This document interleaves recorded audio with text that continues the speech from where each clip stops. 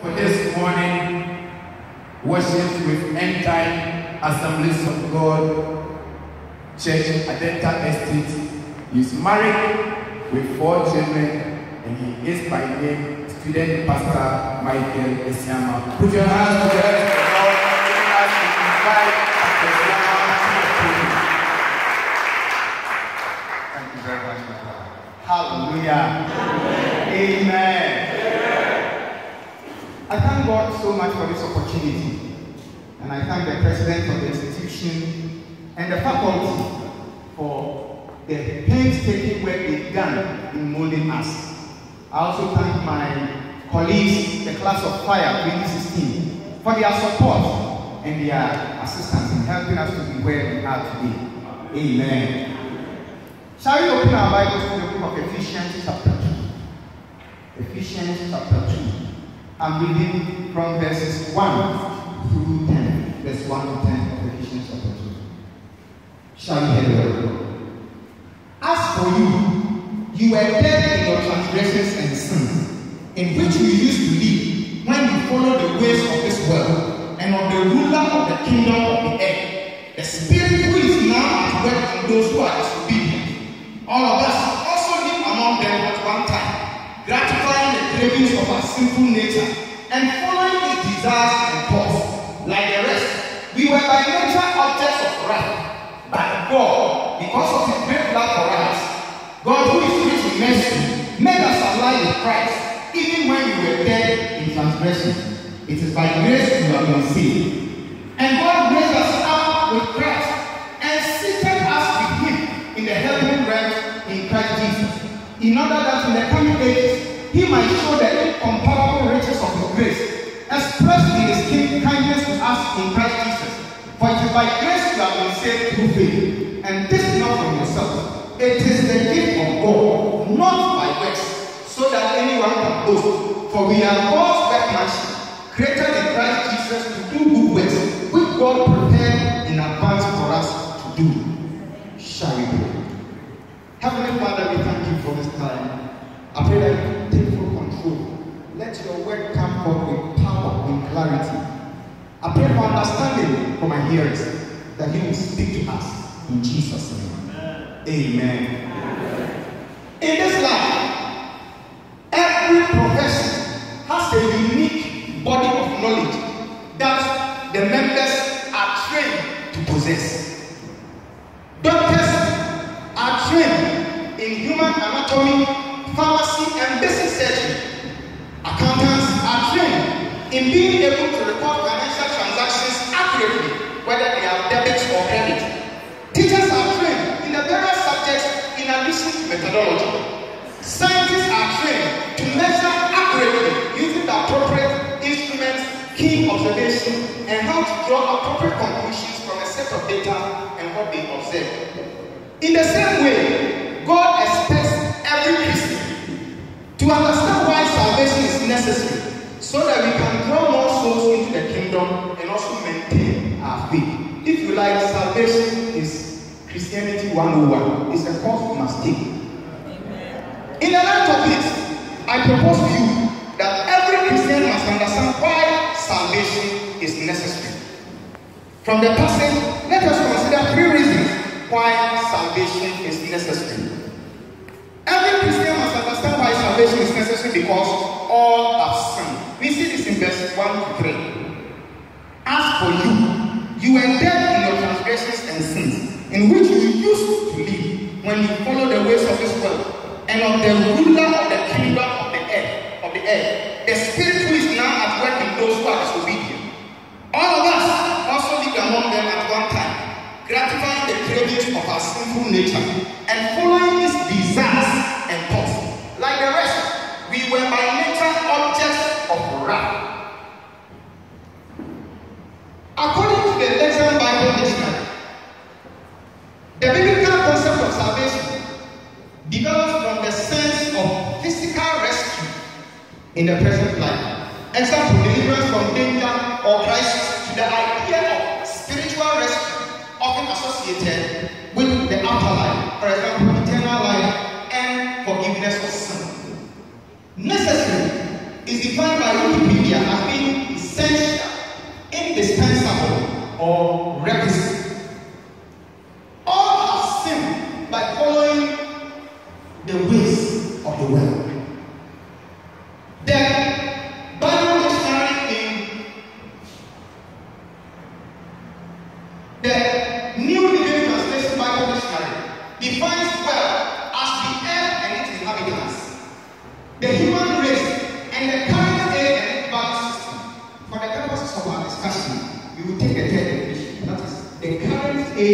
and its systems and values. Following the ways of the world. And Apostle Paul added and said, as he will himself, as we all have in times. Sin has no exclusion. All human beings are included and have sinned, except our Lord Jesus Christ, who was able to live a sinless life. And that's why he had the potential to be able to be our Savior. All have sinned by following the dictates of the ruler of the kingdom of the earth. There's to be. There is a ruler of the kingdom of the earth. And that's why many a time people try to live the kind of life they want. But they are not able, because they are being controlled by the ruler of the kingdom of the earth. You cannot overcome sin only by just advising. We can overcome sin when we rely on the power of the Holy Ghost and the word of God. All have sinned by gratifying the cravings of the sinful nature. That's verse 3. Merriam-Webster dictionary defines gratify as to make happy or satisfied, to do or give whatever is wanted or demanded by someone or something. Cravings is defined by the same Merriam-Webster as an intense, urgent, and abnormal desire or longing.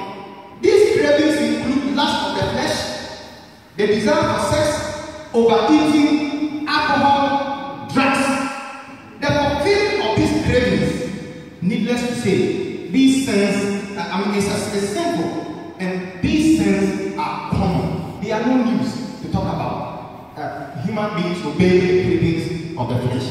This shows that everyone needs to be saved.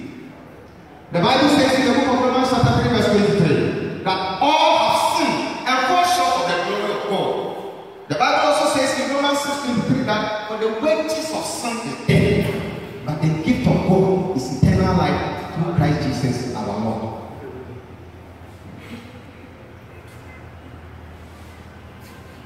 In dealing with every human being, we must take into consideration the sinful nature so that we put in place systems and rules to check abuse and opportunism. And I would say that as ministers of God or as an organization, we need to put in place systems and structures that will check opportunism. No wonder in our organization, some individual churches are far stronger and wealthier than the bigger institution.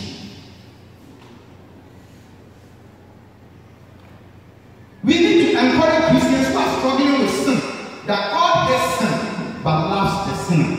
And so we need to encourage them to continue with prayer and the word of God so that they can grow out of that situation. Senior ministers and fellow pastors, we need to control our bodies. We need to control our cravings if we are the ministers of God. The Apostle Paul says in 1 Corinthians chapter 9 verse 27, he says that I bring my body under, so that after I have preached unto others, I myself will not be a castaway. It is possible to minister the word of God and be rejected by the Lord in the final day. Salvation is necessary not only because everyone has sinned, but also because God has already made a provision to save man. We see this from verse 4 to 5. But because of his great love for us, God, who is rich in mercy, made us alive with Christ even when we were dead in transgressions. It is by grace you have been saved. God has made a provision to save man because of his great love. Verse 4a. God's great love made him to plan the redemption of man right in the Garden of Eden.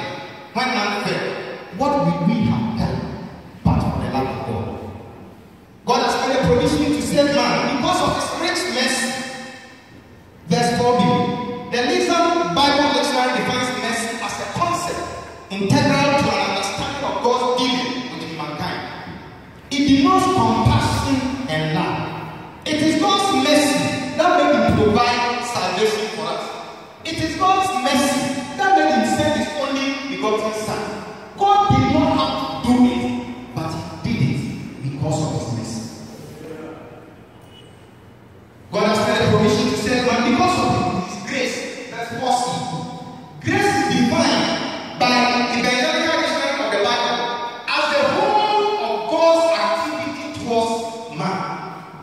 And another common definition is unmerited favor.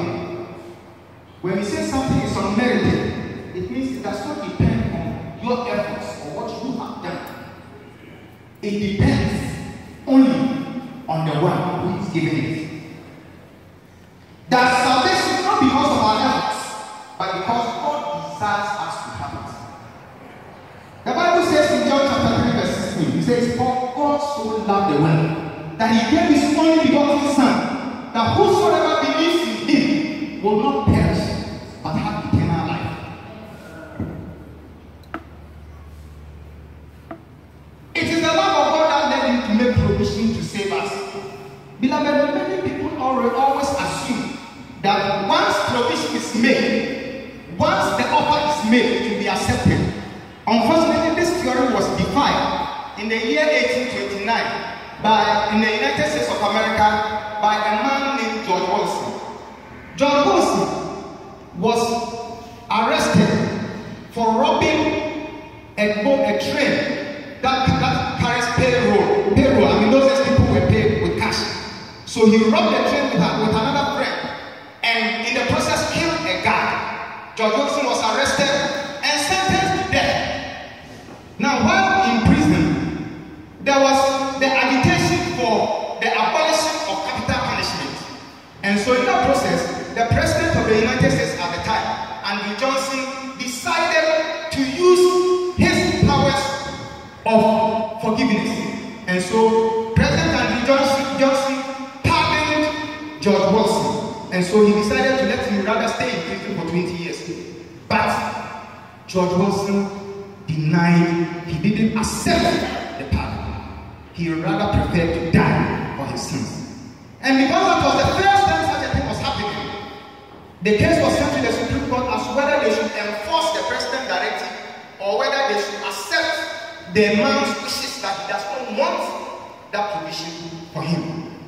And so the United States Supreme Court, in the ruling, made the following observations. They stated among other things that the benefit of the pardon is in its acceptance by the recipient. That the provision God made to provide for us for salvation will not benefit you unless you accept it. Whatever our need is, we must recognize that there is a divine provision for it. If God has been able to give us his only begotten Son, according to Romans 8:32, what else can he not give us? He is great. It is great wickedness to know all about the provision God has made for salvation of the lost human race and not share this message with the dying world. I'm saying it again. It will be great wickedness to know all about the provision God has made for the salvation of the lost human race.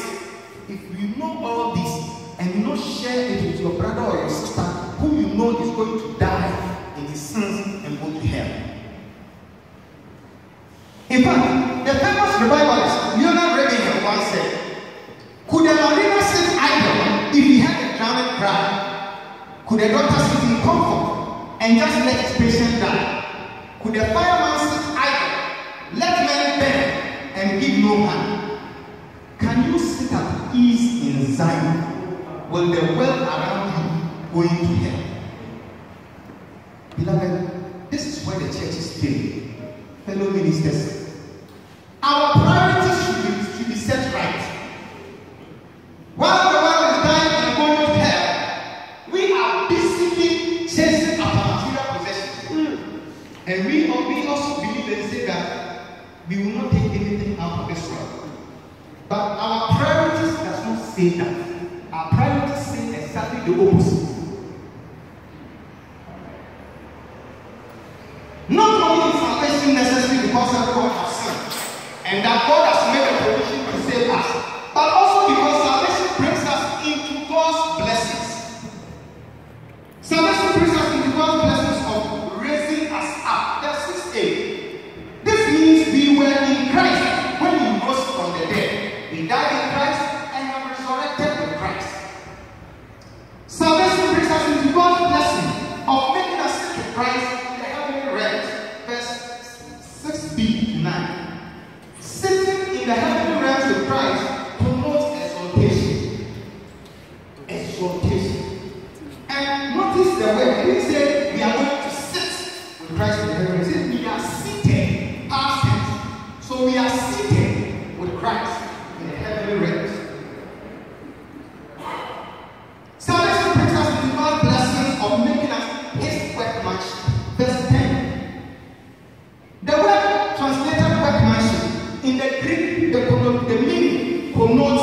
works of art. So this means that God has made us special to show us off. It is only an artist's great work that he takes to an exhibition. I don't know an artist going to an exhibition who will take his worst of works. An artist will always take his best work to send to an exhibition. So you are God's art, work of art that he's taking to an exhibition to show to the world what he can do. The book of Romans chapter 4, 7 to 8 says that blessed are those whose lawless deeds are forgiven and whose sins are covered. Blessed is the one against whom the Lord will never count sin. Indeed, the blessedness of being saved and prepared for heaven is something that should thrill every believer's heart. Unfortunately, today many believers they don't even value the salvation we have because we don't understand. Believers in Christ, we should rejoice in the blessings of being forgiven our sins and having an inheritance in heaven rather than following material things as the only blessings. Today, many ministers preach only about material blessings and they pray for people to get visas to travel, they pray for financial breakthrough, etc. While these are important, they should never take the place of salvation which we have received. We should preach and teach about salvation so much so that every member of the church will have salvation 101 at his fingertips. Because it's a course that you need to understand if you are to become a believer. Jesus told the disciples in Luke chapter 10 verse 20, when the 70 returned from their preaching trip, rejoicing that even the demons submit to them in Jesus' name. He told them, however, do not rejoice that the spirits submit to you, but rejoice that your names are written in heaven. In conclusion, salvation is necessary because all have sinned and we are destined to death. But God has made a provision to save us in order that he will bring us into his tremendous blessing. Why should anyone die in sin and go to hell if God has done all this for us? I agree with Leonard Reagan when he says it will be an act of wickedness if we do not proclaim the word of God so that others will also come to benefit from this great salvation. Shall we pray? Father, we thank you for this morning. I pray that you will help us to be doers of your word and not hearers only. We thank you in Jesus' name. Amen.